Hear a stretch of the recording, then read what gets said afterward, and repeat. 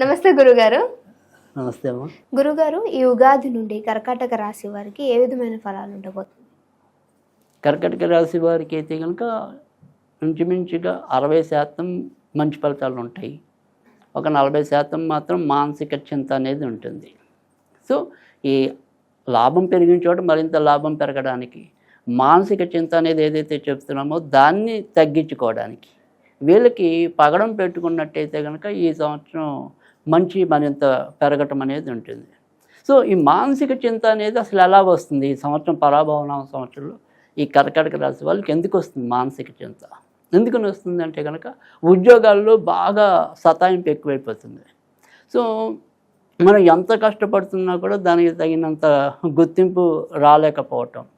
సరే మనమే చేస్తున్నాం కదా అని చెప్పి చేసిన వాళ్ళ మీద ఎక్కడైనా సరే ఇంకా ఎక్కువ పని చేయించడం అనేది మామూలు యాజమాన్యాలు. సో అందుకని వీళ్ళకి ఏంటంటే విశ్రాంతి లేని జీవితం ఎక్కువైపోతుంది. సో దానివల్ల ఏమవుతుంది, ఆ యొక్క విసుగు కోపం అనంతా కూడా ఇంట్లో ప్రదర్శించడానికి అవకాశం ఉంటుంది.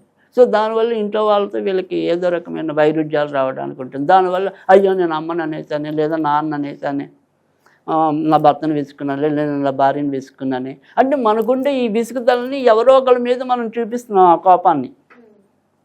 సో దానివల్ల ఏమవుతుంది, అనేసామి అనే మానసిక చింత, అయ్యో నేను అనకుండా ఉండాల్సిందే, నేను నోరు జారానే అని.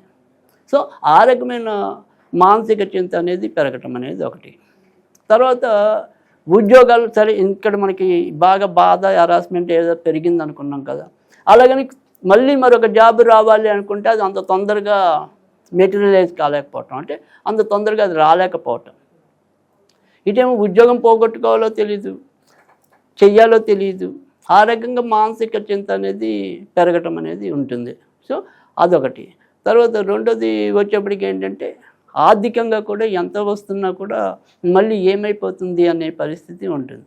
అయితే ఈ సంవత్సరం వీళ్ళకుండే మంచిలో ఏంటంటే ఏదైనా సరే స్థిరాస్తులు అభివృద్ధి చేసుకోవడానికి, అంటే కొత్తవి ఏదైనా సరే ఇల్లులు కానీ భూములు కానీ అలా కొనాలి అనుకుంటే కనుక సాధ్యం అవుతుంది.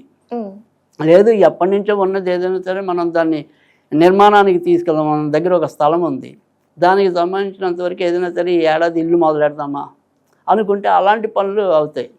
సో ముఖ్యంగా ఏప్రిల్ నుంచి జూన్ మధ్య ఏవైనా సరే శుభకార్యాల్లో పాల్గొనటం, తర్వాత ఇంట్లో కూడా శుభకార్యాలకి సంబంధించిన ప్రస్తావనలు రావటం, తర్వాత కొత్త వస్తువులు కొనుగోలు చేయటం, ఇలాంటివన్నీ కూడా జరగడానికి ఏప్రిల్ నుంచి జూన్ మధ్య ఎక్కువగా కనపడటం అనేది జరుగుతుంది. సో సాధారణంగా ఏంటంటే ఈ సంవత్సరం మొత్తం మీద చూసినప్పుడు కూడా అన్ని రాశుల వాళ్ళు కూడా అధిక శాతం ఈ డిసెంబర్ నుంచి రాహుకేతు మారుతారు మనకి గోచారంలో. అక్కడి నుంచే మరింత వ్యతిరేక ఫలితాలు, బాగున్న వాళ్ళకి బాగా మంచి ఫలితాలు సాధారణంగా డిసెంబర్ నుంచే ఉంటాయి. సో అందుకని డిసెంబర్ దాకా మాత్రం ఎప్పుడు ఎవరికి ఎలాంటి ఇబ్బంది ఉన్నా కూడా మొత్తానికైతే వాటిని అధిగమించి ఎంతో కొంత ముందుకు రావటం అనేది అయితే ఉంటుంది. సో మనం కన్సిడర్ చేయాల్సిందంటే మనం ఏదైనా సరే ఎక్కువ మాట్లాడాల్సి వస్తే డిసెంబర్ తర్వాత నుంచే ఎక్కువగా, ఆ డిసెంబర్ నుంచి మళ్ళీ వచ్చే ఏప్రిల్ ఉగాది వరకు కూడా కొంత ఇబ్బందులు అధికంగా ఫేస్ చేయటం అనేది ఉంటుంది. ఓకే.